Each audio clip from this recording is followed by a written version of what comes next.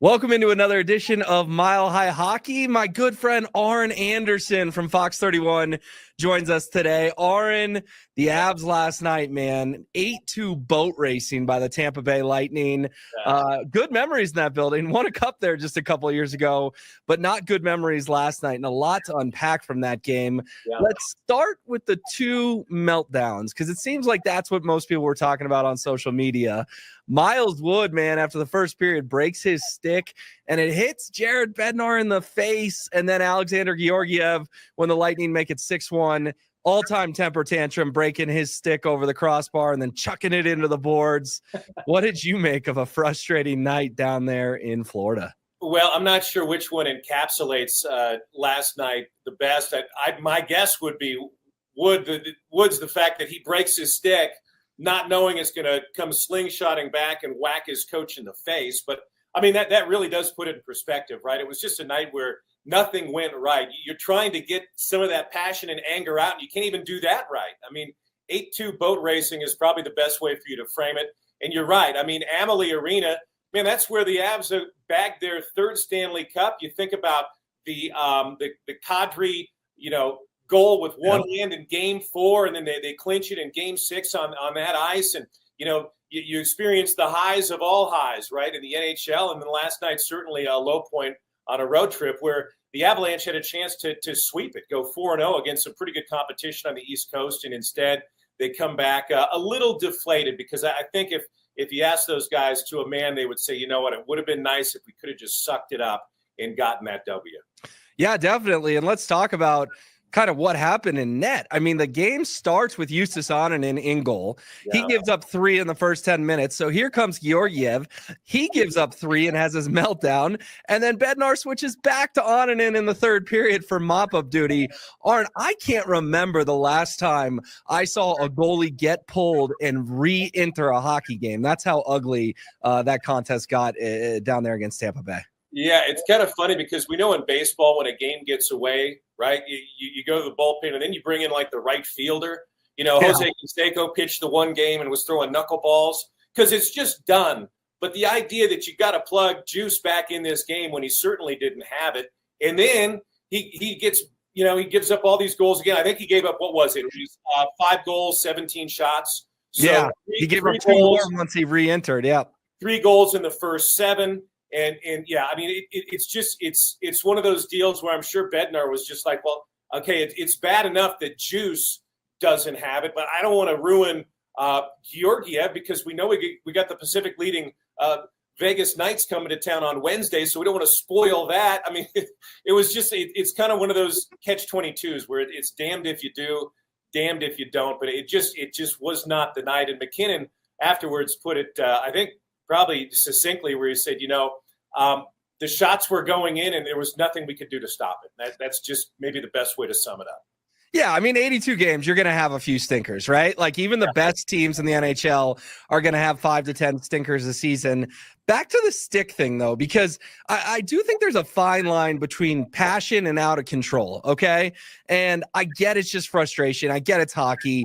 But like Miles Wood, you got to be a little smarter there, dude. You're not the last one going into the room. That thing's going to shatter. Like, we can have fun with it, but at the same time, like, I'm really glad that Jared Bednar was out there at the start of the second period, because can you imagine this story if Bednar did get hit in the eye or something like that? And then Georgiev is a great picture of the fans giving it to him, but he's chucking his stick all over the ice. Like, man, Aaron, it's that in between. I don't want to come off like the curmudgeon and get all mad about throwing sticks, but I also am like, guys, we do have to be careful here. What did you make of that treading that line between passion and tomfoolery? Yeah, I mean, look, like you say, there's going to be nights where things just don't go your way. And that's just the way it is.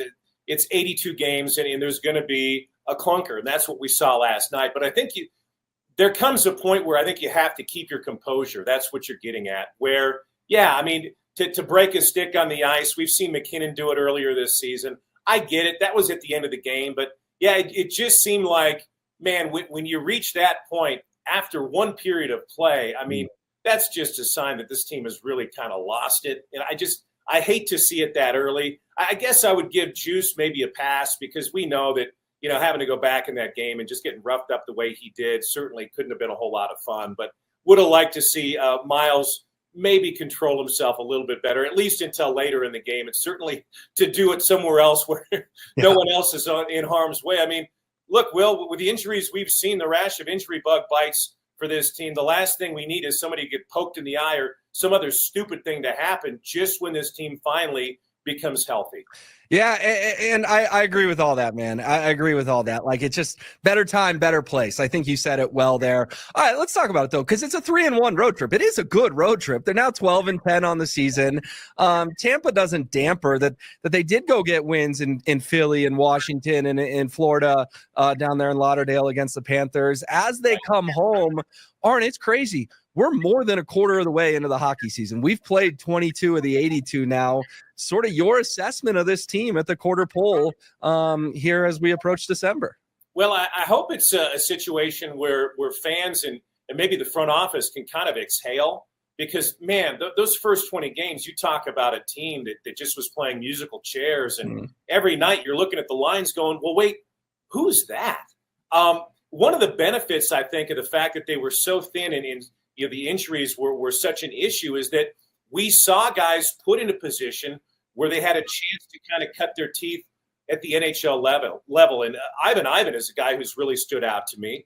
That you look at where he is, 2 goals last night, first multi-goal game of his career. He's going to be a real contributor. And, the fact is this team had to fight and claw to just hang in games and win some games in this first quarter of the season. I think that's really going to bode well for them down the stretch. This second quarter, though, Will, my gosh, we've got 9 of the next 13 games.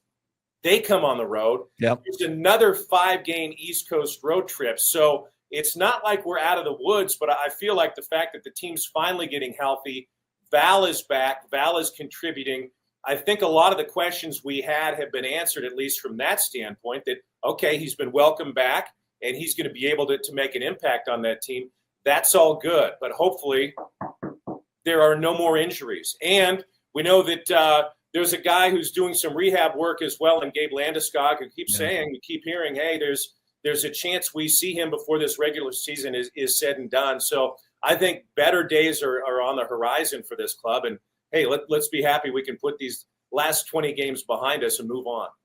Totally. Hopefully they're a footnote on another championship journey. I mean, we'll see. Yeah. We know they have the horses to do it, but I like what you said. I do think maybe a little bit of blessing in disguise to get a look at some of these other guys. Now, obviously no one wants a 6-month suspension. That's not the circumstances you're looking to get it under or a rash of injuries. But yeah, maybe when it's all said and done, Jared Bednar will be like, oh, I wouldn't have gotten a look at a guy like Ivan. And now we're talking about in the playoffs, he's on the 4th line scoring some key goals. We'll see. But anyways, the Avalanche have an ugly night in Tampa. It's just one game. They'll be okay. Wednesday night against Vegas at Ball Arena. Aaron, this was so much fun. I appreciate your time, my friend, and we'll certainly see you down the road. Hey, man, thank you so much for having me on. And, yeah, let's see if the Avalanche can take care of the Knights here Wednesday night before Turkey Day. Have a great Thanksgiving, my friend. Oh, thanks so much, Aaron. That'll do it for another edition of Mile High Hockey. Speaking of Turkey Day, we'll be off Thursday, but we'll see you back here next Tuesday with my guy, Mike Evans, returning as well. But Aaron did a great job filling in. Have a great holiday, everyone, and we will catch you next week.